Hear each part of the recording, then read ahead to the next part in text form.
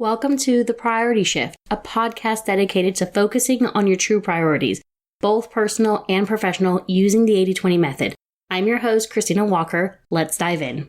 Episode 11, Christmas Market and Simplicity. Welcome back to my mini-series on using the 80-20 method and how it shows up in creating and executing the largest Christmas market for 2 years in my county.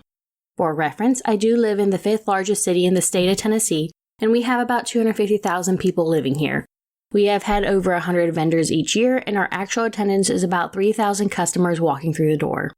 Simplicity is something that everyone is always looking for, and there are hundreds, even thousands of books out there telling you how to simplify your life. But I find that it usually doesn't stick. We like choices, even though we often do not end up making or taking those choices. I have below 2 examples on how simplicity showed up within the market. My first example is with booth sizing. Standard sizes for most markets is a 10 by 10 booth size because that is what the size of an easy up tent is. The first year that I hosted the market, we had 3 sizes, 6 by 6, 10 by 10, and 10 by 20 sizes. The 6 by 6 idea was to give newer and smaller vendors a discounted rate to enter into the market. The theory was sound, but the reality was not practical. It created a lot of additional complexities to include awkward sizing for booth location throughout the event space. Very little vendors actually wanted this booth space, difficulty actually implementing and holding vendors to that space requirement. We also had to make a different jig to measure out our spaces for the 5 6x6 booths that we ended up with. Again, I added complexity to our process because of an easy idea. This year, we eliminated that option and we only had the 10 by 10 or 10 by 20 booths. Food trucks run in their own category anyways. Sometimes we think of just adding one more thing won't really impact, but when you start to think about the logistics, you realize it makes a big impact to the time and management without any real return.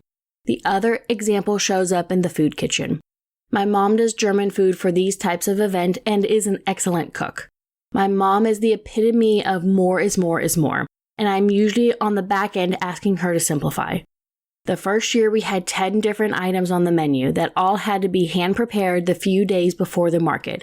A lot of those items did not sell well, and in return we had to freeze, give away, or dispose of a lot of prepared items. It was heartbreaking. This year we simplified and she went down to 5 items. 5 items doesn't sound like a lot, but here are what the numbers showed. We had a decrease in inventory purchased, decrease in time required to prep everything, decrease in customers looking through a large menu, decrease in waste after the event, and an increase in understanding for the kitchen team to know what to do and to explain the items. How often does this show up in your work? When you add a new product line to your lineup of things, even if you have a common base parts, you still have to increase your inventory on hand. And if the product doesn't sell well, you have not only wasted your money, but also your time, and in turn, that is also money. As humans, we like to just add one more thing or go the extra mile. I think this is a very noble, but just make sure that they are things that really make an impact and are worth doing, and that you see those positive results. I would love to hear how this episode impacted you and what small areas you can simplify both in your personal and professional life. Please reach out to me through email to share. Thanks for listening, and make sure to leave us a 5-star review on your favorite listening platform. And share this with a friend, colleague, or manager. Find more info at PriorityShiftSolutions.com and reach out to Christina directly to get started with coaching and applying the 80-20 method.